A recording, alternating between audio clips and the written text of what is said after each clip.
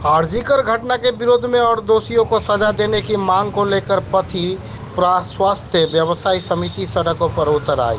संगठन की ओर से सोमवार शाम को एक मोमबत्ती जुलूस उत्तर दिनाजपुर जिले के इस्लामपुर शहर के पुराने बस स्टैंड से शुरू हुआ और राज्य सड़क होते हुए इस्लामपुर बस टर्मिनल पर समाप्त हुआ। इस मोमबत्ती जुलूस में महिलाओं और पुरुषों से लेकर संगठन के पदाधिकारी और सदस्यों ने हिस्सा लिए हैं। কলকাতার মেডিকেল কলেজে যে নারকীয় দুর্ঘটনা যে সমস্ত ঘটনা ঘটেছে এর সঙ্গে যারা দায়ী তাদের কঠোরতম শাস্তির দাবিতে আমাদের এই মিছিল।